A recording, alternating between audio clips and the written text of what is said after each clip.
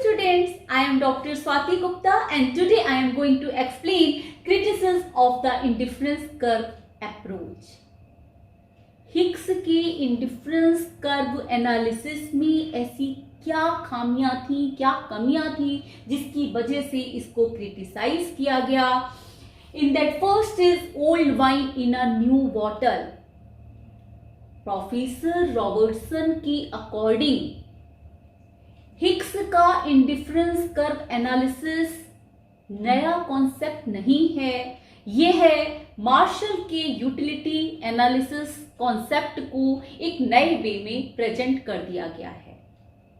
जिस तरह से हम किसी ओल्ड वाइन को न्यू बॉटल में प्रेजेंट करके देते हैं, सेम इसमें भी कोई खास डिफरेंस नहीं है. जैसे मार्शल ने यूटिलिटी वर्ड का या यूटिलिटी कॉन्सेप्ट को यूज किया है, हिग्स ने प्रिफरेंस कॉन्सेप्ट को यूज किया है. और किसी भी गुड की आपको प्रिफरेंस कब दोगे? जब आपको उस प्रोडक्ट में या उस गुड में यूटिलिटी मिलती है. मार्शल ने कार्डिनल नंबर जैसे 1, 2, 3 को यूज किया है, वहीं हिग्स ने ऑर्डिनल नंबर पर फोकस किया है. Ordinal number first, second, third. Same इसी तरह मार्शल ने डिमिनिशिंग मार्जिनल यूटिलिटी कॉन्सेप्ट को दिया है, वहीं हिग्स ने डिमिनिशिंग मार्जिनल यूटिलिटी की जगह marginal rate of substitution concept का प्रयोग किया है. नेक्स्ट है Marshallian base essential. If you want to know indifference curve analysis approach, you should know what is utility analysis. Marshall का यूटिलिटी एनालिसिस क्या है? जब तक आपको ये पता नहीं होगा, आप इंडिफरेंस कर्व को प्रॉपरली नहीं समझ सकते हो. जैसे हिग्स के according indifference curve convex to the origin होता है. और कॉन्वेक्स टू द ओरिजिन क्यों होता है? क्योंकि जब कोई कंज्यूमर एक्स गुड की क्वांटिटी को इंक्रीज करता है तो सेम लेवल पर रहने के लिए या same level of satisfaction gain करने के लिए उसको बाई गुड की क्वांटिटी को कम करना होता है. और बाई गुड की क्वांटिटी को एक्स के लिए जब हम सब्स्टिट्यूट करते हैं तो उसको हम मार्जिनल रेट ऑफ सब्स्टिट्यूशन कहते हैं. और मार्जिनल रेट ऑफ सब्स्टिट्यूशन का बेस मार्जिनल यूटिलिटी है. तो यदि आपको मार्जिनल रेट ऑफ सब्स्टिट्यूशन के बारे में समझना है तो आपको ये पता होना जरूरी है कि मार्जिनल यूटिलिटी क्या है. Indifference curve analysis unrealistic assumptions पर बेस्ड है. जैसे consumer should be rational in behaviour. Real life में कंज्यूमर इतना रैशनल नहीं होता है. जब हम मार्केट में कोई भी प्रोडक्ट परचेज करने जाते हैं तो हम इतना नहीं सोचते कि कौन से कॉम्बिनेशंस बनाए जाएं, 2 गुड्स हैं उसकी कौन से कॉम्बिनेशन हमारे लिए बेस्ट रहेंगे. हमें जो प्रोडक्ट पसंद होता है हम उस प्रोडक्ट को परचेज कर लेते हैं.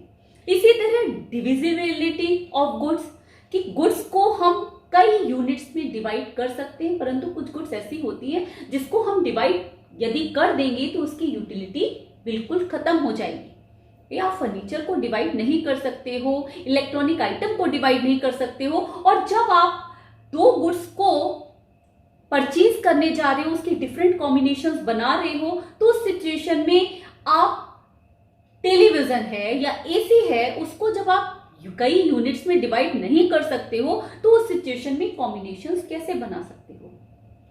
इसी तरह परफेक्ट मार्केट होना चाहिए. परफेक्ट मार्केट में जहां पर गुड्स के प्राइस सेम रहते हैं, बट इन रियल लाइफ ऐसा नहीं होते हैं. प्राइस में वेरिएशंस आते रहते हैं. और दूसरी चीज, किसी प्लेस पर प्राइस कम होते हैं किसी प्रोडक्ट के, दूसरे प्लेस पर वही प्रोडक्ट हमें सस्ता मिल जाता है. तो हिग्स का indifference curve analysis unrealistic assumptions पर बेस्ड है. Next, only 2 goods model. Utility analysis was the one good model. Higgs curve analysis is 2 good model, but in real life we purchase या we consume more than 2 goods.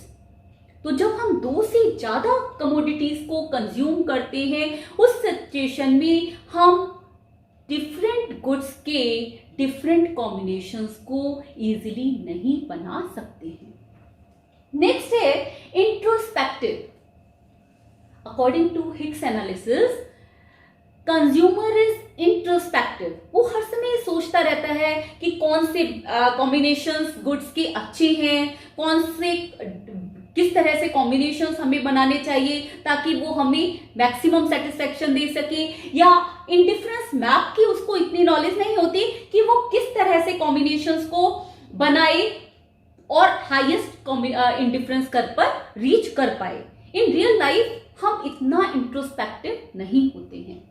Next है constituency of test. Hicks के according indifference curve analysis के लिए यह assume किया गया है कि कंज्यूमर के टेस्ट और बिहेवियर में कोई चेंज नहीं आना चाहिए। टेस्ट कांस्टेंट रहता है। यही वजह है कि यदि वो एक कॉम्बिनेशन बनाता है तो उस कॉम्बिनेशन को ही वो प्रेफरेंस देता है या यूज करता है। जैसे यदि आप ए को बी के कंपैरिजन में चूज कर रहे हो तो आप किसी भी सिचुएशन में बी को ए के ऊपर नहीं रख सकते हो। कंज्यूमर हमेशा ए को ही अपने कंजम्पशन के लिए चुनेगा या ए के लिए वो कंसिस्टेंट रहेगा। बट रियल में ऐसा नहीं है। हमारे टेस्ट और हैबिट में चेंज आते रहते हैं। आज मैं चाय की बहुत ज्यादा शौकीन हूं, मुझे चाय बहुत अच्छी लगती है। हो सकता है थोड़े टाइम बाद मेरा चाय से टेस्ट खत्म होके कॉफी पे टेस्ट आ जाए।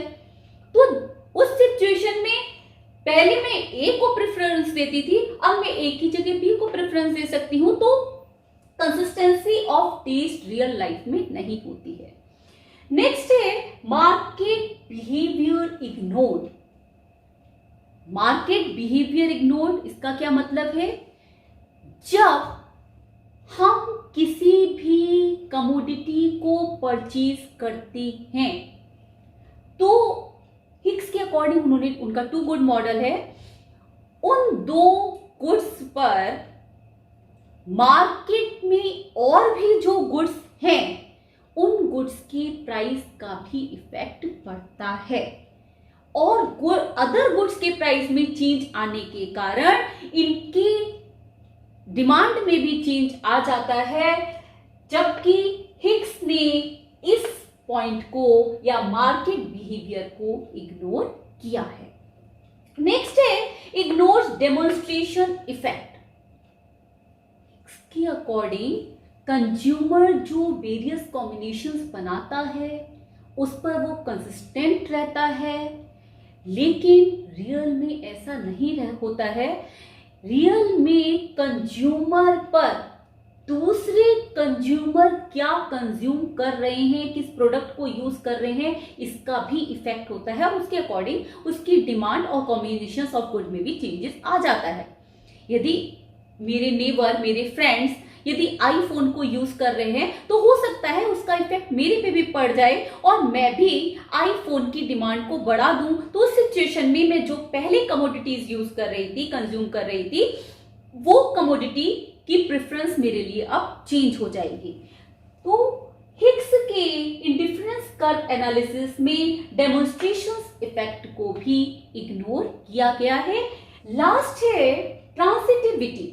हिक्स ने ट्रांसिटिविटी टर्म का यूज किया है। हिक्स के अकॉर्डिंग कंज्यूमर की ट्रांसिटिविटी के कारण वो एक इंडिफरेंस कर्व पर इंडिफरेंस रहता है। According to Hicks, if you like A then B and B then C, then ultimately you will like A to सी।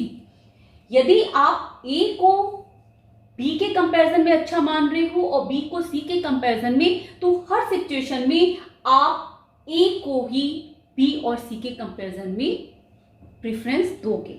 इसको हम ट्रांसिटिविटी कहते हैं और इसी ट्रांसिटिविटी के कारण कंज्यूमर एक इंडिफरेंस कर्व पर इंडिफरेंट होता है। लेकिन प्रोफेसर आर्मस्ट्रॉन्ग के अनुसार ये ट्रांसिटिविटीज का कारण नहीं होती है।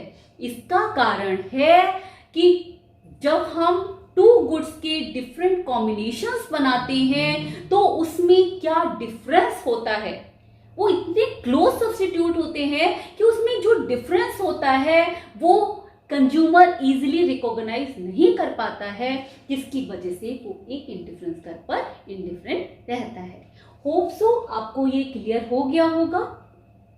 Whatever I am teaching here, I am writing the economics blocks and I have given the that link in the description box. In the next video, I will explain why indifference curve analysis is superior to utility analysis. Till then, bye. Take care.